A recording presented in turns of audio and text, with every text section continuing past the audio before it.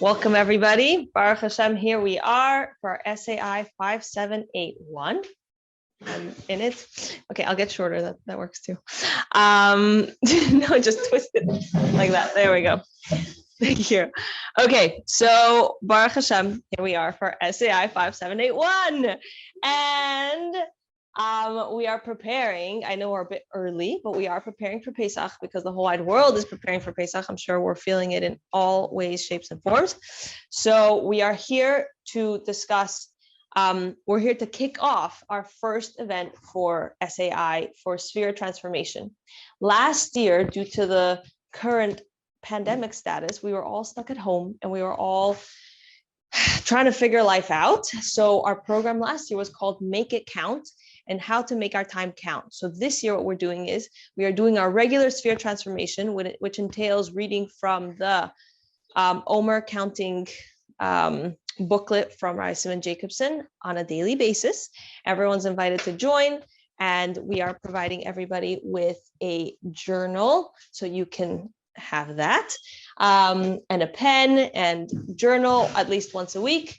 When you do so, you will be able to get a prize. Every 2 weeks, we'll provide a prize and a farbrengen, and we'll continue to grow together. And if you have any other questions, you can feel free to contact us.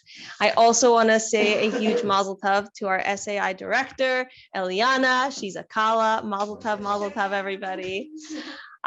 With that said, you can check out our website if you have any FAQs. They're all answered over yonder, and we will be adding everybody to the WhatsApp group very soon, Mirz Hashem.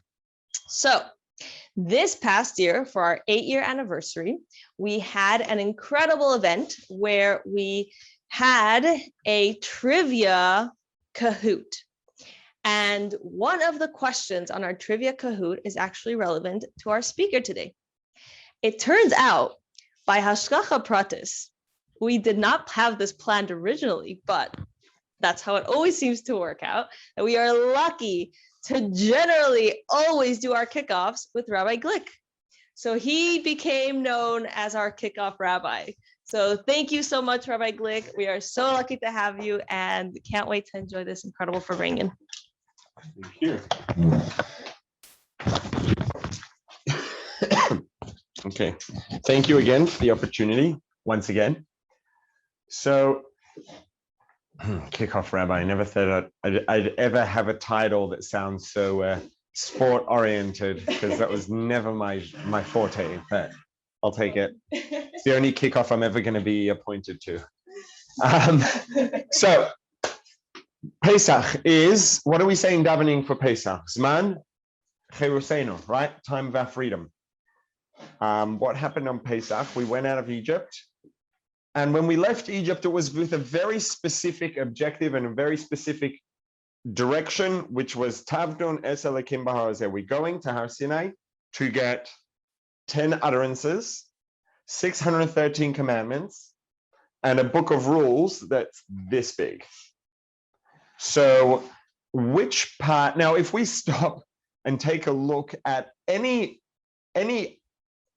minute of the day, let alone an hour of the day of life as a Torah observant Jew, it's amazing, it's fulfilling, it's rewarding, it's all kind of incredible things.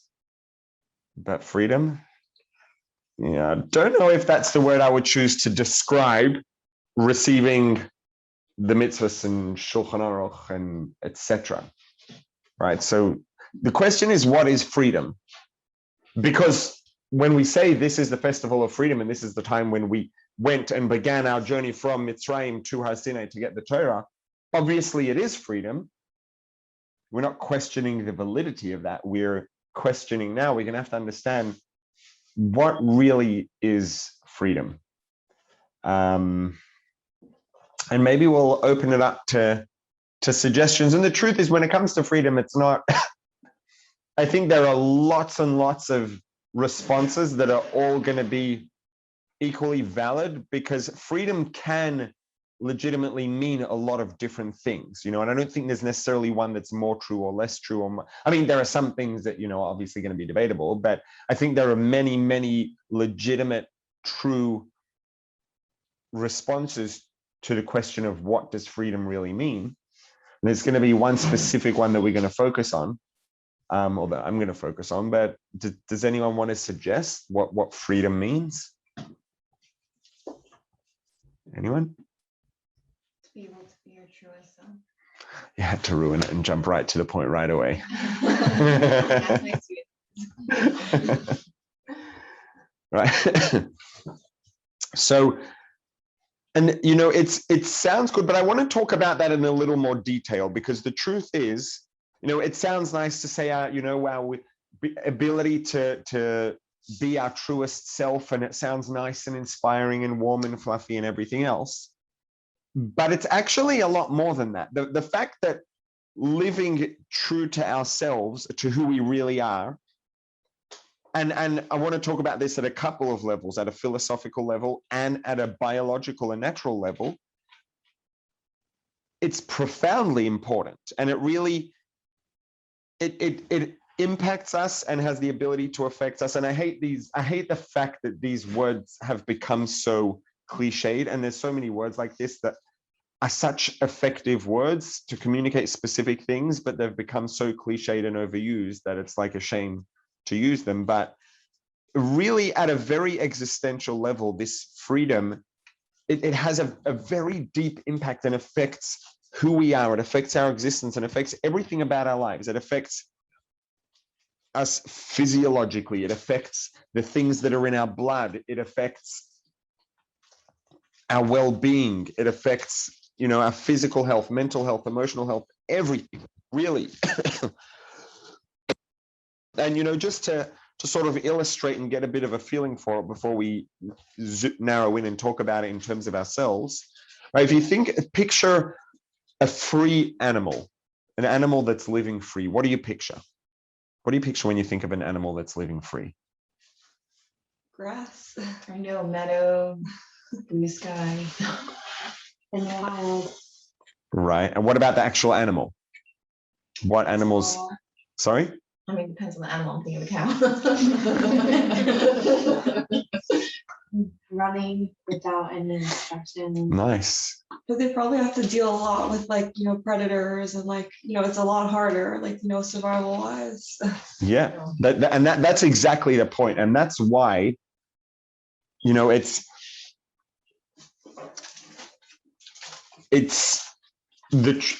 true and it's real, and we'll see because everything that's true and everything that's real is complex, right? Nothing that's actually real, nothing in real life is ever just black and white, simple, and that's the way it is. Everything's always complex, and there's always, yeah. It would probably get dull pretty quickly too, but it sounds nice for sure. And it'll be nice for a few days for sure. But, you know, the reality of things is that they are complex, and good things always come at a price and at a cost, and the best things always come at the steepest cost, steepest price. And, you know, oftentimes people think of freedom. What's freedom? I mean, certainly in terms of, you know, politics and all of that, which we don't want to go anywhere near. Or I would say it in different words, just to address the concept of freedom more directly, is the freedom to choose, right? Without someone else telling us what to do, AKA no rules is another way of putting it, which is ultimately the same thing. If you want to go, the question is, do you want to go libertarian? Do you want to go full anarchist, right? But I think we should stay far away from that.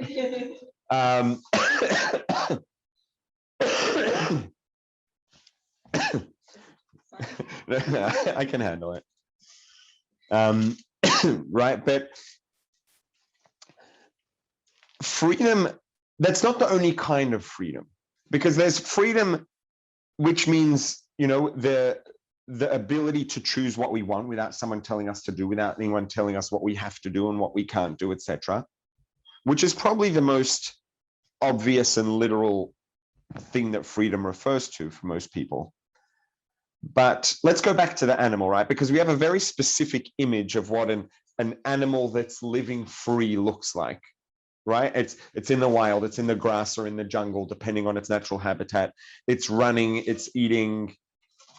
Frankly, it might be running from a predator, like we said, right? A deer that's living in the wild, a gazelle.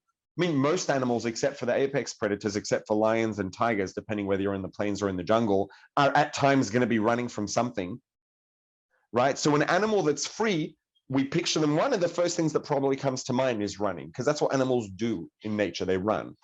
And 50% of the time or more, they might be running from something, but they're running. Now, let's just say, for example, we take an animal. I'm just going to make up some scenario that probably doesn't make sense practically, but just to illustrate the point, we take an animal, that's naturally it hunts and it eats meat, or maybe it's an herbivore and it eats grass, whatever it is. And, we get close to it and we befriend it, and maybe we get in captivity, or we find a way to do it without getting it into captivity, and we expose it to foods that it's not naturally, supposed to be eating, but foods that really taste good.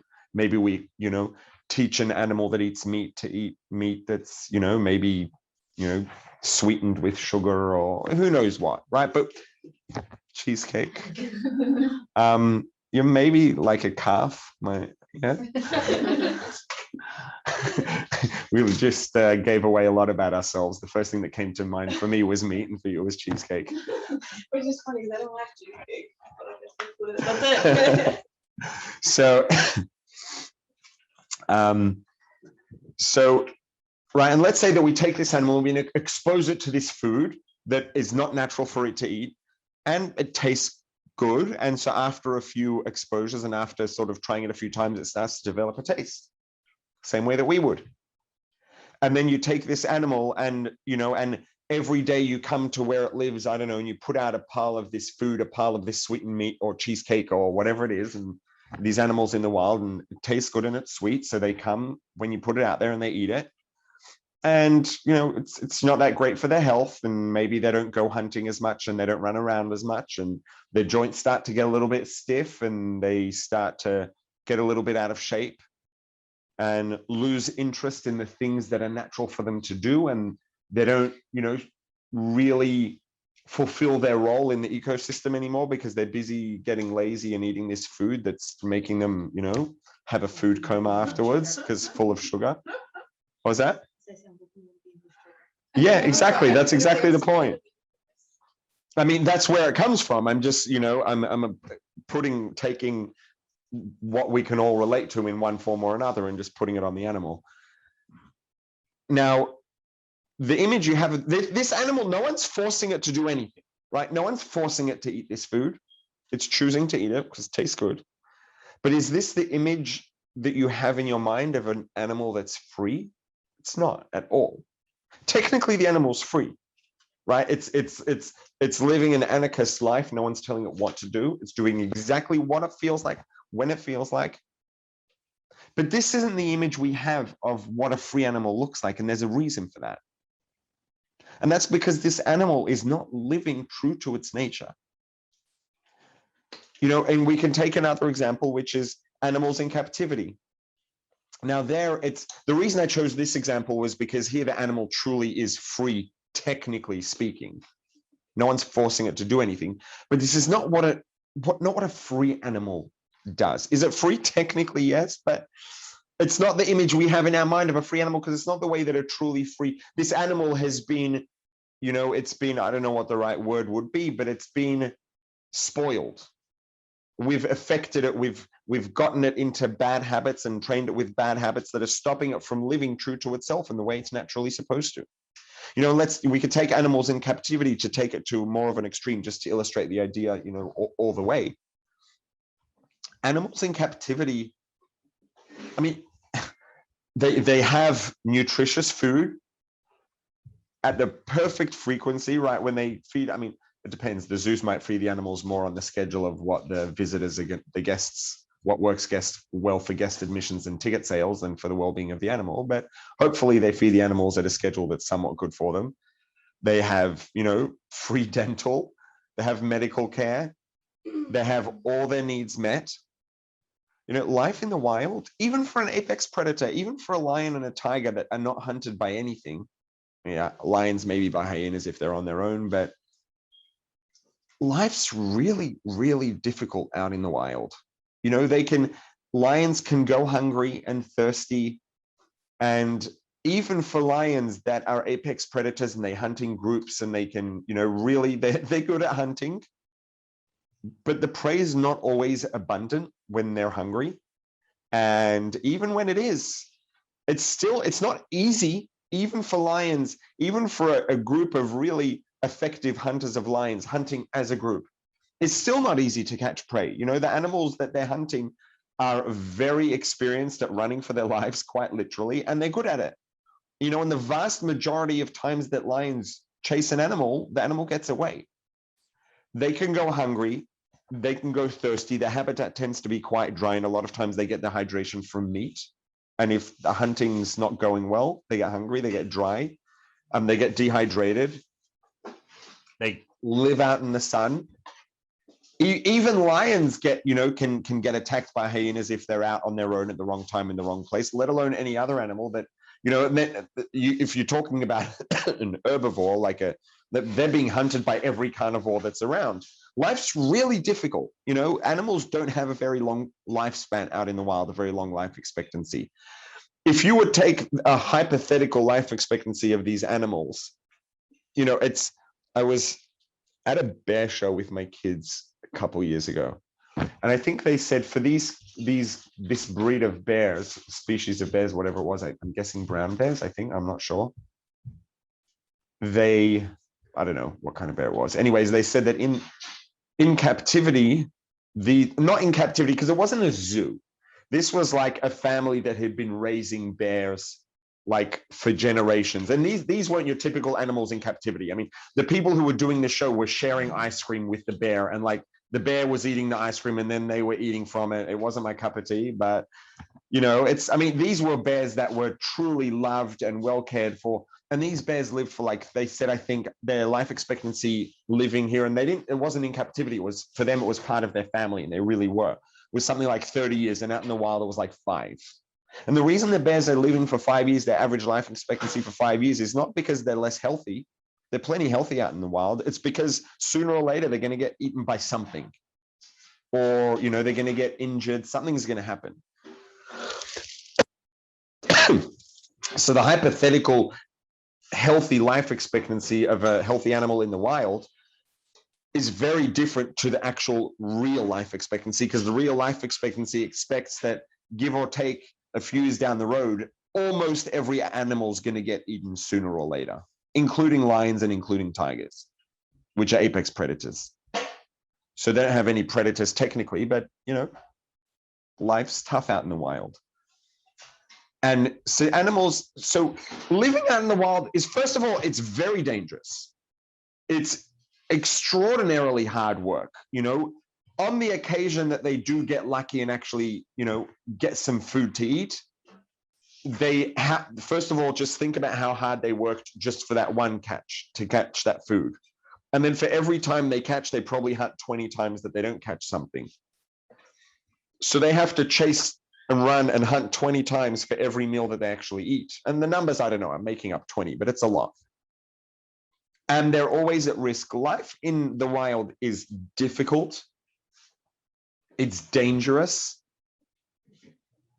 But the fact is, that's what we picture when we picture an animal that's free, because these animals everything has a purpose. Every object has a purpose, every person has a purpose, and every animal has a purpose. Right? When you look at, let's say you see a video of an animal hunting another animal out in the wild, you know, sometimes it can be a little bit disturbing and, you know, might feel bad for the animal that gets hunted, but you're mostly not likely to get angry at the animal that's doing the hunting. You feel bad for the other one and it can make you feel uncomfortable and disturbing, but generally, most people are not going to feel angry. Why are you not feeling angry? It's not doing anything wrong. This is literally its job. Its function is, and every ecosystem needs to be balanced. And as hard as it is to watch and as disturbing and difficult as it is, you know, Baruch Hashem, we're so lucky to live in a world where these kind of things are, you know, so foreign, largely. But it's necessary. And, you know, if an apex predator stops hunting or gets extinct, the whole ecosystem gets thrown out of balance and nothing's going to be better off. Every animal's going to suffer. The plants are going to get out of whack. Everything goes out of balance. Every single animal in in an ecosystem has a function to play in that ecosystem to keep things balanced.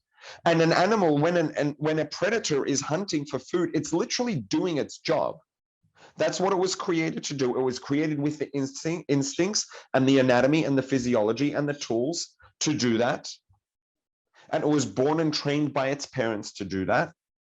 And nature needs it to do that. And the ecosystem needs it to do that. It's doing its job. It's doing the right thing, right? So when an animal has a purpose and a function in an ecosystem, it's designed anatomically to do that, right? Different animals have different anatomy, which enables them to fulfill their role in the ecosystem properly. And because each animal has a distinct role and a function in the ecosystem, it has different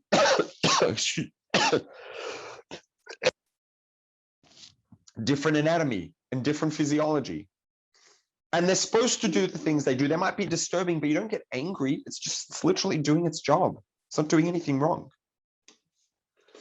So when an animal is out in the wild and it's living a difficult life and it's at risk and it's in danger and it's working hard, it is living the life that is true to its purpose. It's fulfilling its function, it's fulfilling its purpose. And that's reflected naturally in the fact that it's living the life that it was anatomically and physiologically designed to live. Thank you very much. You know, and biologists will break down and look at animals and figure out how and why their anatomy and their physiology matches exactly with their role and with their habitat and with where they fit into the ecosystem and whether they're, a predator or prey and all these things. The animals are literally designed by Hashem anatomically and physiologically to fulfill each of these roles. You know, so this goes very deep. The animals were designed by Hashem to do these things. And yes, when a lion is in the zoo, and it's fed every day and it's taken care of by vets and and it has its health taken care of and it's not at any risk and it doesn't have to work hard for its food. The fact is, it's an easier life. It's a safer life. But all the things that it was anatomically designed to do, it's not doing. So we have clear evidence in the anatomy and physiology of the animal that it is not supposed to live this life. This life is not its function. It's not fulfilling its purpose in this life by living this way. It's not fulfilling its function by living this way. It wasn't designed to live this way. And you know what's fascinating is that there's pretty strong evidence that animals in captivity have a relatively high incidence of clinical depression. Yeah, their needs are met, they're taken care of, they get to sleep when they want, they don't have to hunt. Their life is easy, but by definition of the fact that that's not the life they were designed to live, it's not good for them. Correct. And that's built into their physiology. And so their physiology results, the fact that the life they're living, whilst easy and safe, clashes with their physiology. It leads to physiologically clinical depression. Not all the time, but a relatively high incidence. Right? So it's, it's natural to correlate. We think of freedom, right, as the freedom to choose what we want. But the question is, what do we really want? Right? And there's what we want consciously, right? And the fact is, someone might say, yes, I know all of that. It's all fine and dandy and nice and good. But the fact is, I want to sit on the couch and eat potato chips and read comics or watch Netflix. That's what I want to do. Like, that's my choice. It's like, you might want to do that in your conscious mind, right? I'm not saying that a person doesn't really want to do that. It depends what you mean by really want. The person might truly want to do that with their conscious mind. But the fact is that will invariably, without exception, obviously I'm taking an extreme case, of someone who just spends all day, every day sitting on the couch, eating potato chips and watching Netflix, they will invariably end up in a very poor state of well-being. They will be physically unfit. They will almost invariably end up emotionally unwell. They will end up unhappy. It's just a matter of time. It's a question of how long. They will invariably end up unhappy. The likelihood of clinical depression is probably going to skyrocket over time, because at one level, they are free in that this is what they're choosing to do. But if we think about what choice really is, this person's choosing to do these things because their decision-making apparatus in their head has been misled and co-opted by things that are destructive. And yes, they're making a choice. Yes, technically it's freedom, but it's a freedom that's been distorted and tainted the same way that when we talked about the animal in the wild, and that's why I use this example rather than the animal in captivity, the animal in the wild that you've introduced and given the chance to develop a taste for food that's bad for it and food that makes it lazy, etc., and all these things, no one forced anything. Technically speaking, the animal's free. But this is not the picture that anyone comes up with when asked to picture what a free animal looks like. What's an animal that's free look like? Because that's not what an animal that's free is supposed to do. The only time an animal that's living free is going to behave like that is if it has been, I don't even know what, I'm trying to think of the precisely correct word for it, but it has been spoiled. It has had its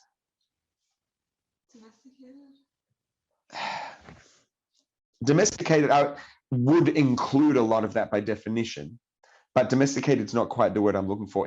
It's been misled and exposed to things that are hijacking its decision-making apparatus, because decision-making apparatus is also a physiological thing, right? We make decisions with our brains. And decision-making is also a physiological, it's a neurochemical process that happens in our brains, in our minds. And they're not designed to make these decisions. Right? We make bad decisions, and these animals in the wild, technically free, are making these bad decisions that are destructive for it because something has been introduced into its experience that's misdirecting the anatomy and physiology of its brain to make decisions that it wasn't supposed to make and that it wasn't designed to make, and that are destructive for it. Right? So the experiences that we've exposed it to, if we think of freedom as a very philosophical thing, technically it's free. But if we get all the way down to it in a very tangible physiological and anatomical way, what we've done is damaged or co-opted the decision-making apparatus in the brain and in the mind physiologically, and we've twisted it and coerced it into making decisions that it wasn't supposed to make, it wasn't naturally designed to make, and decisions that are destructive for it. And in a way, I guess it's almost kind of like a smaller scale version of addiction, right? When someone has an addiction, philosophically, technically, they have free choice. But the bottom line is, it's far from being that simple. The extent of choice that a person, that a person in a state of active addiction has is at the least, let's say, extraordinarily limited. That it's not when an addict makes a choice to indulge their addiction, to use whatever it is that their addiction is with. It's not the same kind of choice that we generally refer to. Why? Because the decision-making apparatus has been co-opted by something. Are they technically making the decision? Technically they are. And philosophically they are. But even neuroanatomically, they're not really. Right? And the truth is that when we make decisions that are destructive for us, that out in the wild we would never make, because we've been exposed to things that we're not naturally supposed to be exposed to, or this animal that's in the wild has been exposed to something that it's not supposed to be exposed to in the wild, and we've interfered and exposed it to something that has now co-opted its decision-making apparatus and is now pressuring it and, you know, coercing it to make decisions that it shouldn't have been in a position to make because it wasn't naturally supposed to ever be exposed to this in the first place. Even at a neurological level, it's not the freedom that it's supposed to have. It's philosophically freedom because no one's forcing it technically.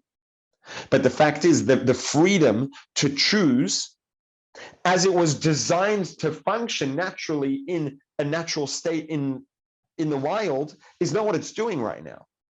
So it's not truly free in the most natural sense, really, because it's had something introduced to its experience that's messing up its decisions, that it was not supposed to ever, that was never supposed to happen naturally. So it's not really that animal that's been exposed to this and habituated and now developed this habit is not actually behaving in a way that's free as it was designed to by nature. It's philosophically free, but it's not truly naturally free. It's not even neurologically free, because it's had influences introduced into these processes that were not supposed to be there, and it got messed up. So freedom, it's not fluffy, and this is reflected. And because this is not the way that this animal was designed to live, and that's reflected in the fact that the anatomy of a lion, for example, makes it very clear it was not designed to sit down and eat toffee-coated meat that's glazed with caramelized who knows what sauce, sweet and sour sauce.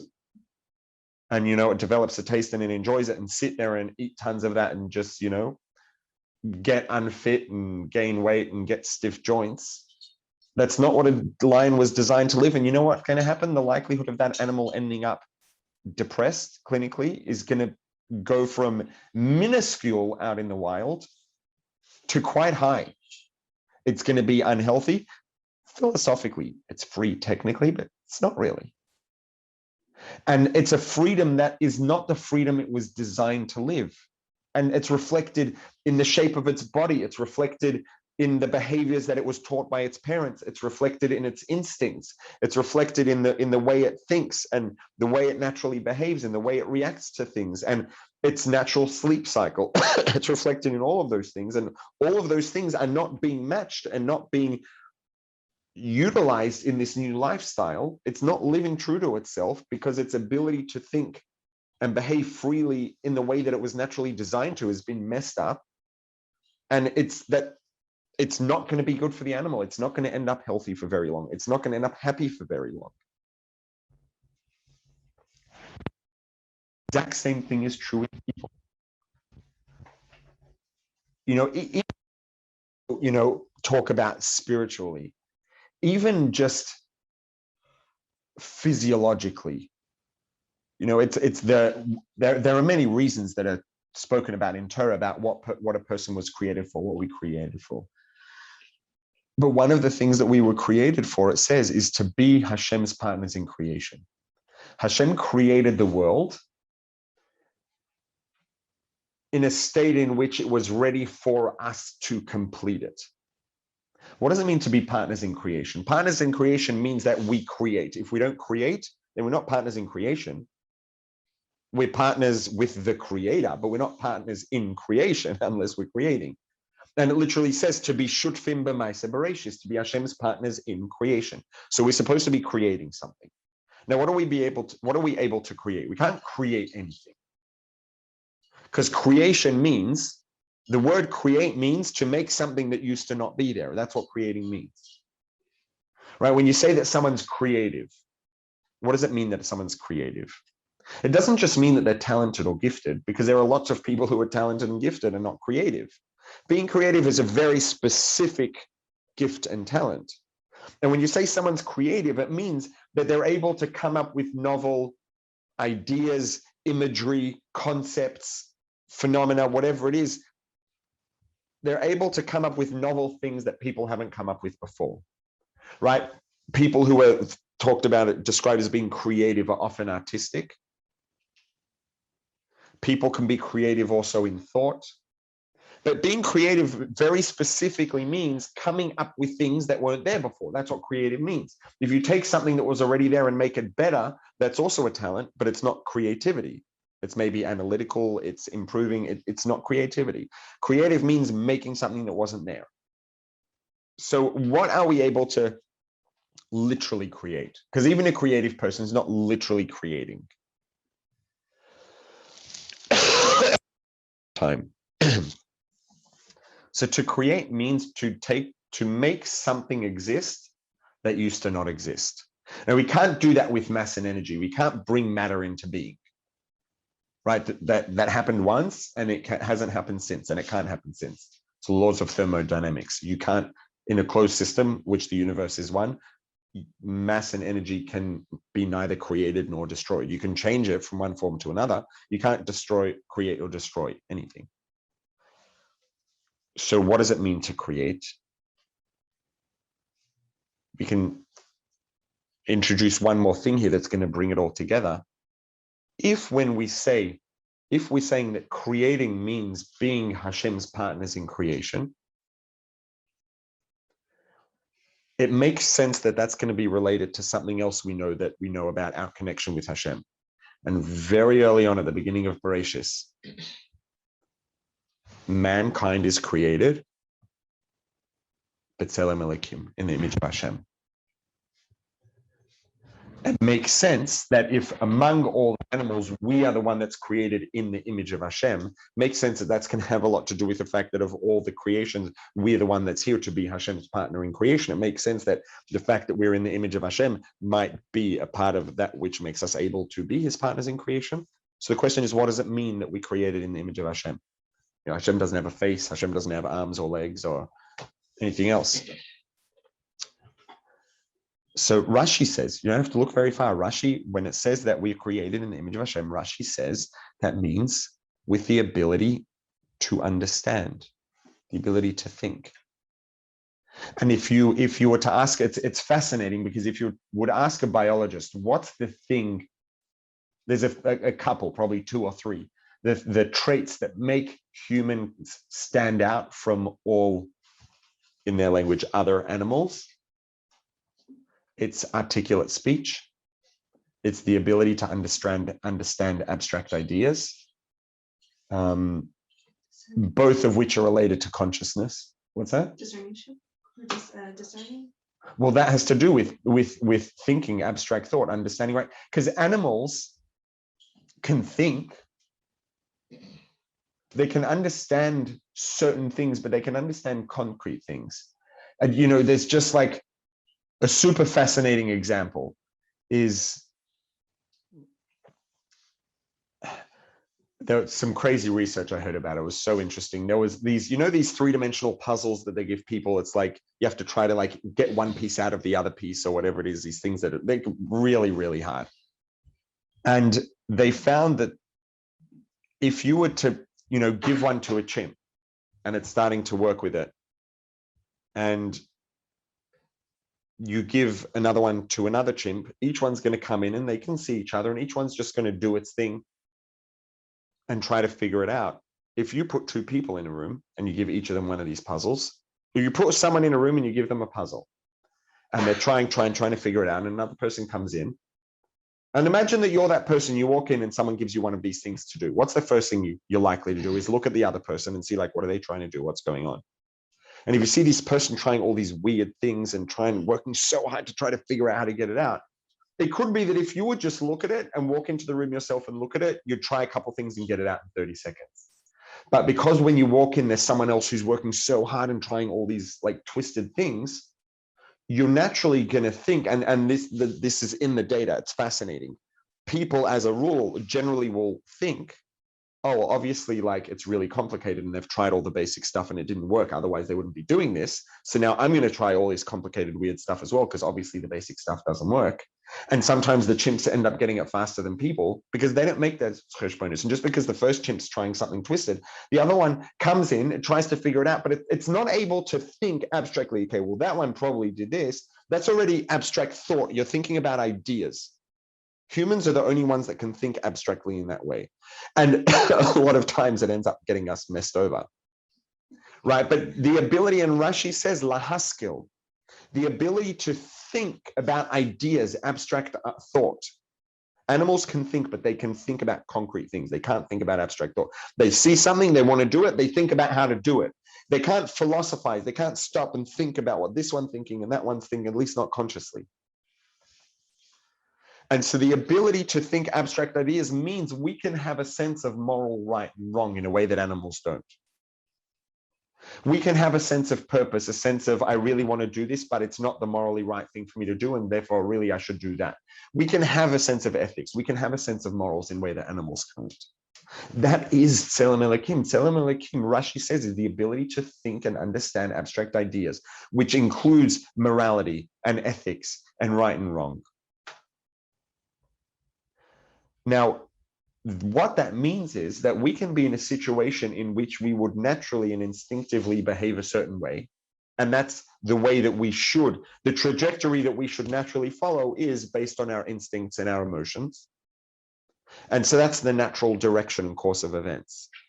But because we have Tselem Elokim, we have the ability to think, we can say, stop, hang on a second. That's my instinct. That's what my feelings are directing me to do. But is that the morally correct thing to do? Is this aligned with my purpose? Is this why I'm here? Is this what I'm supposed to do? Is this what Hashem wants me to do? Is this why Hashem put me here? And if the answer is no, hopefully what we do is say, okay, so then I'm going to do something different. And what we've just done is created an outcome that was not supposed to happen according to the natural trajectory. So we have just created a new outcome that wasn't supposed to happen. So we are now Hashem's partners in creation. Every time we achieve something, every time we make something happen that wouldn't have happened on its own, and the reason we did it and the way we were able to do that was because Tselem Elokim, because we have this ability to think and to behave based on thought and understanding, not just instinct and feelings. The Tselem Elokim is what allows us to be Hashem's partners in creation. So we were created to be Hashem's partners in creation. And this is again reflected because our function is to be partners in creation. Our objective, our purpose is to be partners in creation. That's reflected the same way that a lion's function in the ecosystem is to be a predator and to keep things balanced. And that's reflected in its anatomy and in its physiology. We are designed to create, to make change, to achieve. And that's reflected in our physiology very clearly in the fact that one of the most powerful things that a person can do to improve their emotional well-being and to improve self-esteem. Or imagine that someone's feeling down and they're like, oh, I'm no good at anything and blah, blah, blah. And they're just feeling really down. Maybe someone has, a substantial self-esteem issue. Maybe they're just having a really bad day. And when someone's moping like that and you come along to them and you say, no, it's not true. You're amazing. You're amazing. Right? What are they going to say? They're going to say, shut up. No, I'm not. Right? That's not what people need to hear. It's like, if I think that I'm not amazing, coming along and saying you're amazing is most likely to just frustrate me because I don't believe that it's true. So all you're doing is being annoying. And that's what they're probably going to say is shut up. No, I'm not. What can you do to make someone who feels that they're not useful and they're not capable and change that? Don't tell them. Show them. If you can get someone to take on a project that's going to make them learn something, or it's going to make them do something that they thought they weren't able to do, or it's going to make them work with people and make change in other people's lives, all of these things are acts of creation. All of these things are achieving. We're changing something. We're creating an outcome that wasn't going to happen without our Tselem Elokim. which means that's an act of creation. And because that's what we're designed to do, that will almost invariably make us feel better. It will increase our self-esteem. It will increase our emotional well-being. It will increase our mental well-being. Why? The same way that a lion, despite the fact that living in the wild is difficult and dangerous, that's where the lion is living true, as illustrated by the fact that that's what it's anatomically designed to do, and that's where it will ultimately be the healthiest and the happiest. The same thing is true for us, first of all, just as people, as human beings. When we're creative, we're achieving, that's when we end up feeling the happiest, almost invariably. The more productive we are, the more things we're doing that are making a difference, the more we're engaging in creation and being partners in creation, because that's what we were designed to do. We're living true to our purpose and true to our nature, and we will end up better off, because that's freedom. That's the freedom to live in line with what we were designed to, the way we were designed to live naturally. And the things that are there to direct us to behave differently, while we're philosophically in a state of freedom if we're choosing them without anyone forcing us to, neurologically it's not. We've had things that were not supposed to be there, that were introduced, and that's messing up our decision-making apparatus. It's not really free. We're not living free to the way that we were designed to live. And for us as Yidden, with a nefesh elokis, with a part of Hashem that was put in this world to live inside of a nefesh abahamis and inside of a body, to learn Torah and to do mitzvahs and to make a dir b'tachtonim, the fact is, it's not an easy life. We have a lot of rules, a lot of do's, a lot of don'ts, a lot of obligations, a lot of prohibitions. And whilst it doesn't necessarily seem intuitively like this is really freedom, this is living true to our purpose. It's living true to our function. It's living true to what we were naturally designed to do, to the role and function we were naturally designed to live, and to the way we were designed to live. And as with every animal, when it lives true to its nature, and it makes decisions in line with the way it was naturally supposed to behave, without having been tainted and co-opted by things that make it make the wrong decisions, in which case it's not actually naturally free neurologically. Neurologically is probably not quite the right word, but in terms of its decision-making processes, it's not the decisions it was supposed to be making. It was messed up by something foreign that was introduced that co-opted it. It's the same thing for us. Living life of Torah mitzvahs is demanding. It's not easy. But the fact is, this is our nature. This is who we are. And ultimately, it's the thing that's going to allow us to live a life in which we fulfill our purpose and we play our function and our role. And, it comes with hiccups. Living in the wild is dangerous. It's not always super pretty, to be frank. And, it's living a mitzvah's life. At times, we all have things that we struggle with. But those struggles themselves are also part of the picture and part of what we're naturally designed to do.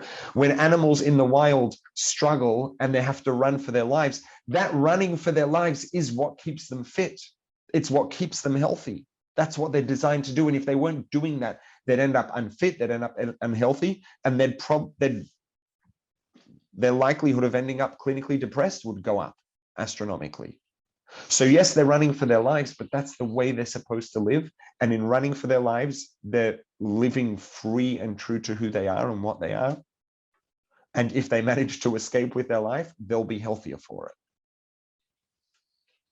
And this is what the life of Torah and mitzvahs is, the ultimate freedom. Pesach is man cherusenu, because Pesach is the beginning of the journey to Matan Torah, to learning about what we're designed to do and what we're here for, and what our role in the universe is, and what our role in the ecosystem is, and what our function is, what our purpose is. And by extension of that, how we are naturally supposed to live,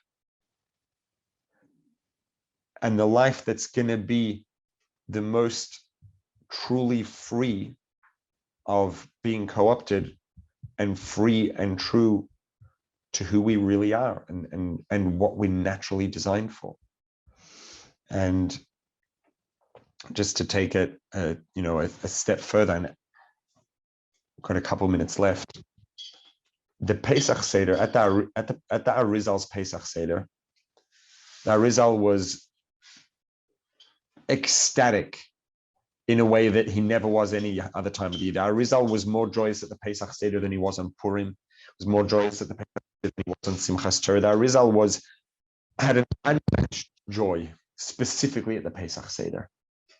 The Pesach Seder is not a time that we generally think of as being super joyous. Obviously, it's a Yom Tov, and there's happiness and joy on Yom Tov. But Sukkot is called Chag, which is just celebration. It's not a celebration of something, it's just celebration. With Simchas Torah, and we all know how Simchas Torah, and Purim, more of the same. But the Arizal is a greater Purim Surah than any of those. And if as soon as we understand the level that the Arizal was operating at, it makes a lot of sense. Because what happened on Pesach, the original Pesach, Zman Cherosenu, who took us out of Egypt?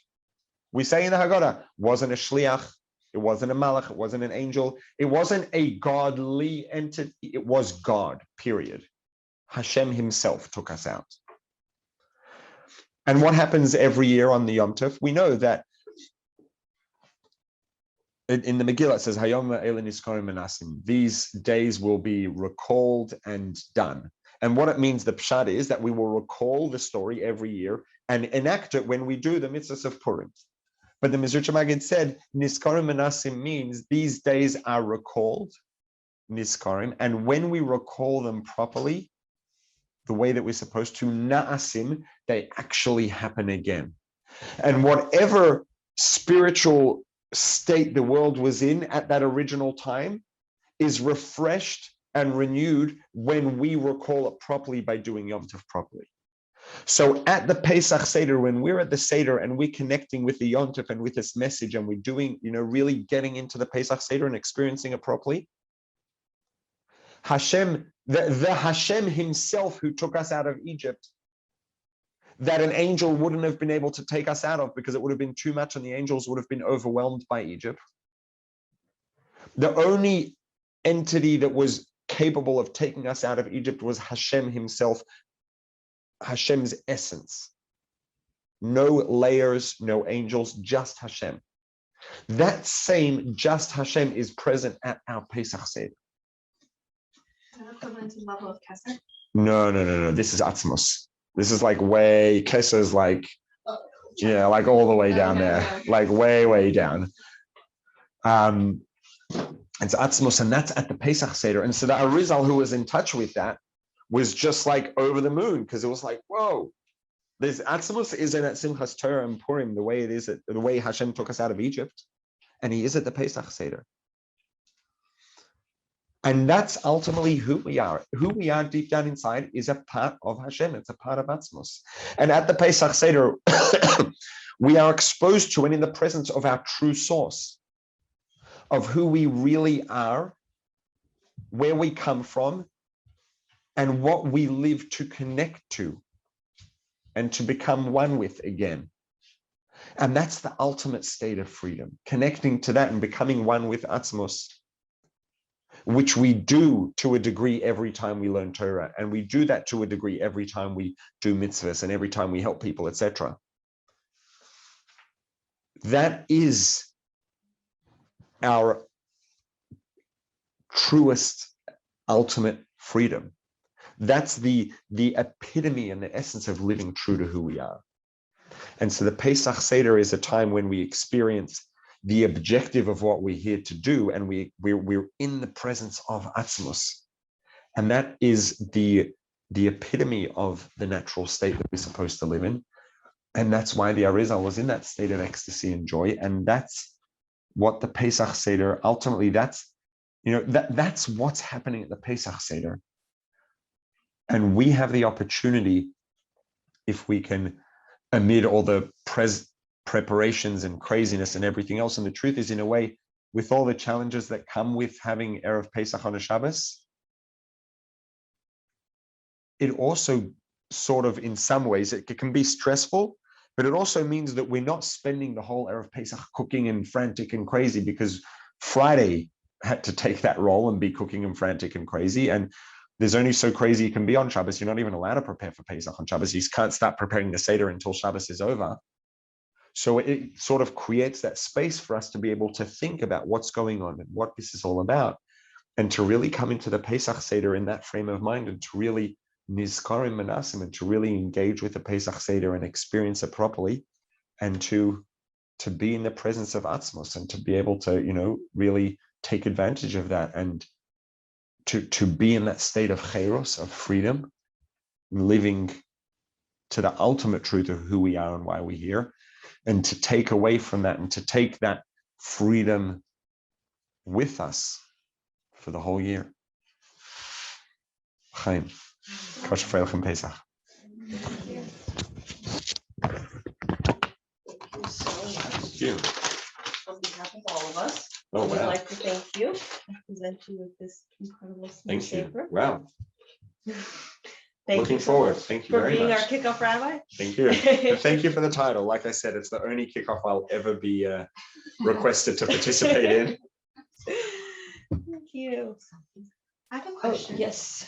So as you said, through like addiction or introducing things that we're not supposed to naturally have in our systems, we change the chemical compounds in our brain, whatnot. But learning Chassidus changes your brain. So could one say that maybe learning Chassidus and really delving into it could be a remedy to addiction? I thought you were going to say to the things that we were talking about, to addiction. So I think addiction creates physiological loops and automatic processes, like habits, for example. People confuse habits for memory. Habits are a completely separate thing to memory. And a lot of the research that was done about this, and it's fascinating, it's very sad, but there was a guy who had a viral infection in his brain, and it literally consumed the part of the brain that's associated with memory. And he had zero memory. He would get up, eat breakfast, go back to bed, get up, eat breakfast. He would eat breakfast multiple times a day because he had no idea that he'd eaten breakfast. He had no memory. His memory came to a complete halt. And there was one time he moved to a new place. So memories from before he had already formed. I don't know that he lost those, but he was unable to form any new memories. And he actually moved to a new place. And his wife would take him for a walk around the block every day, but she couldn't let him out of his sight. He didn't know his address, and she would bring him, like if you would take him in front of the house and ask him, which house do you live in? He wouldn't know. He didn't remember. You could ask him his address. He didn't know the name of the street, didn't know anything. And then one day he got up and walked out of the house, and they were freaking out. They were like, we're never going to find him. And they had search parties going crazy, looking everywhere. They come back to the house to regroup, and he's sitting there on the couch. And what happened was he went for a walk and he didn't remember. But because habits are a distinct thing from memory, his brain already knew that when you have this trigger, you do this action. When you see this tree and this house, that's the corner, you turn left. Because he'd done that so many times, his brain had learned the habits. And by habit, he followed the habits and ended up at home, even though he didn't remember his address or what his house looked like. So habits are a completely distinct and separate thing from memory. And so when you talk about habits, what happens is the brain learns to go on autopilot and just do things based on stimuli without stopping to think and without actually making a decision. And the reason habits are there are to make us do things more efficiently, so we don't have to make so many decisions, but it can also go wrong. And addiction is kind of like an extreme version of that, where things sort of can almost flow automatically and bypass the decision-making process. So yeah, so I think that there are a few components to overcoming addiction and getting into recovery. And I think that Chassidus is going to be a very powerful tool that's going to be part of that. But I think there's going to be more. And, I would never suggest that someone who is, in a state of active addiction and trying to get into recovery should just learn Chassidus and not do anything else. Learning Chassidus is going to be a very important part, will be a very powerful tool in helping with that process. But there are physiological things that have happened that also need to be addressed. That's going to require likely more than just learning Chassidus. But yes, it would be powerful, but I would be very hesitant to suggest that on its own it's going to be enough. That being said, if we go to the less extreme example or version, which is, the things we were talking about, just things in life that we're choosing freely, but not really because they're messing us up and they weren't supposed to be there. Learning Chassidus is going to be a very, very effective tool it's like reintroducing things that are going to pull the decision-making in the opposite direction and help recalibrate things so that our decision-making processes get less messed up. So I would say that it would be a substantial but partial, still going to require a lot of effort, but a substantial, remedy towards that at a much less than addiction level. But at that level, you're going to need a lot more than just that. Yeah. Well, not you, hopefully, that's just a shame, but a person who is in a state of addiction, and no one should ever get there, and everyone who is should have a refuah shalem that take me on mamish. But there's more, there are physiological things that happen that require more than just Chassidus. But yes, Chassidus is going to be a powerful tool in the picture.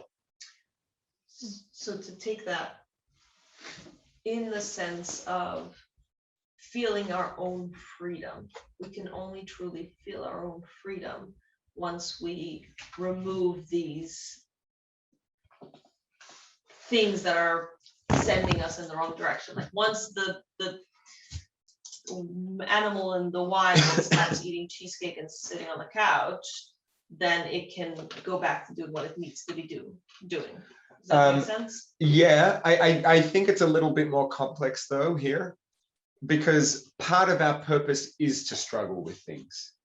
So as long as even if we haven't, it depends what you mean by removing it. If it's something that we're able to just remove from the picture, then yes, absolutely. That's the best idea. But a lot of times we have to struggle to remove things from our lives, and it's not so easy.